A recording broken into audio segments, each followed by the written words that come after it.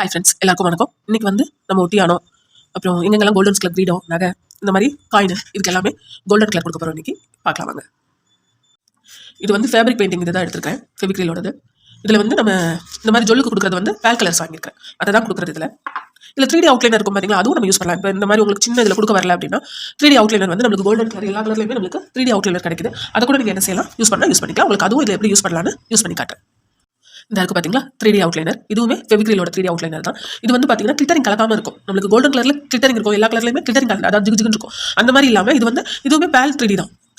நம்மளுக்கு கிளிட்டரிங்கோட போடும்போது இருக்கிற எஃபெக்டை விட இந்த மாதிரி பேல் இது சைனிங்காக இருக்கிறத போடும்போது எஃபெக்ட் இன்னும் நல்லாயிருக்கும். இப்போ பார்த்தீங்கன்னா இது எப்படி பண்ணலான்னு பாருங்கள், உங்களுக்கு பக்கத்தில் காட்டுறேன். இப்போ இங்கே இருக்குது பார்த்தீங்களா வலையில் அந்த கேவ் இருக்குது. இதுக்கு நம்ம கலர் கொடுக்கறனாலும் கொடுக்கலாம், இல்லை அந்த வளைவுக்கு மட்டும் நம்மளுக்கு கோல்டன் வேணும் அப்படின்னாலும் நம்ம என்ன செய்யலாம், கொடுக்கலாம். இந்த பாருங்கள், தெரியுதா? இப்படி நடுவில் கூட நம்ம என்ன செஞ்சுக்கலாம், கோல்டன் கலர் இப்படி அப்ளை பண்ணிக்கலாம். இந்த சைட் காட்டுறேன். இது வந்து எப்படி யூஸ் பண்ணலாம் அப்படின்னு பார்த்தீங்கன்னா, இதில் வந்து நம்ம கிளாஸ் கிளாஸ் இருக்குது பார்த்தீங்களா, கண்ணாடி பெயிண்டிங் கிளாஸ் பெயிண்டிங் யூஸ் பண்ணுற கிளாஸ் கிளாஸை இதுக்கு நடுவில் நம்ம கொடுத்து இது காஞ்சோன்னு 3D அவுட்லைனர் காஞ்சோன்னு அதை கூட நம்ம என்ன செய்யலாம், அழகாக கொடுக்கலாம்.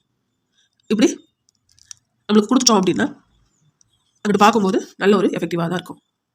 உங்களுக்கு இப்போ இங்கிட்டு கொடுத்த பிறகு காஞ்ச பிறகு நேற்று மாதிரி பின்னாடி திருப்பி காட்டுறேன். இது நீங்கள் எங்கனாலும் யூஸ் பண்ணிக்கலாம். இந்த ஜொல்ல ஏதாவது லைன் கொடுக்கணும் அப்படின்னாலும் இதை யூஸ் பண்ணிக்கலாம். இதுலேயும் எல்லா கலர்ஸும் இருக்குது. உங்களுக்கு அது ஈஸியாக இருக்குது, ப்ரஷ்ஷை வச்சு யூஸ் பண்ணுறத விட இது ஈஸியாக இருக்குது அப்படின்னா இதையும் யூஸ் பண்ணிக்கலாம். நீங்கள் இந்த பிளாக்ல பட்டாலும் ஒன்றும் இல்லை, அந்த அவுட்லைன் பிளாக்ல வந்து பட்டாலுமே அங்கிட்டு வந்து நம்மளுக்கு பிளாக்கோட அவுட்லைன் தெரிய தான் செய்யும்.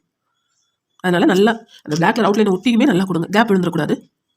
இதில் என்ன அப்படின்னு பார்த்தீங்கன்னா, இப்போ நம்மளுக்கு வந்து இப்போ அவுட்லைனை வந்து ஒட்டி கொடுக்கலான்னு வச்சுக்கோங்களேன். நம்மளுக்கு காஞ்ச பிறகு இந்த அவுட்லைனை ஒட்டி உள்ளதெல்லாம் இந்த ஒயிட்டாக தெரியும். எப்பயுமே பெயிண்ட் பண்ணுறதுக்கு முன்னாடி பின்னாடி இந்த ஒயிட் கலரில் ஏதாவது வச்சுக்கோங்க. ஏன் அப்படின்னா அப்போ தான் நம்மளுக்கு எங்கே கலர் நம்ம அப்ளை பண்ணலை அப்படிங்கிறது நல்லா காட்டும். உங்களுக்கு காஞ்சோன்னு பின்னாடி திருப்பி காட்டுறேன். காட்டும் போதே பார்த்தீங்கன்னா நம்மளுக்கு வந்து இப்போ இந்த அவுட்லைனில் பட்டக்கூடாது அப்படின்னு இங்கே கொடுத்துருந்தோம்னா இதை ஒட்டி சின்ன சின்ன இடம் வந்து அப்படியே கலர் இல்லாதது நல்லாவே தெரியும். அதனால் அதெல்லாம் பார்த்து மெதுவாக கொடுக்கணும். கொடுத்து முடிச்சோன்னா உங்களுக்கு அதை திருப்பி காட்டுறேன். அது என்ன ஏது நான் யாரும் சொல்கிறேன்.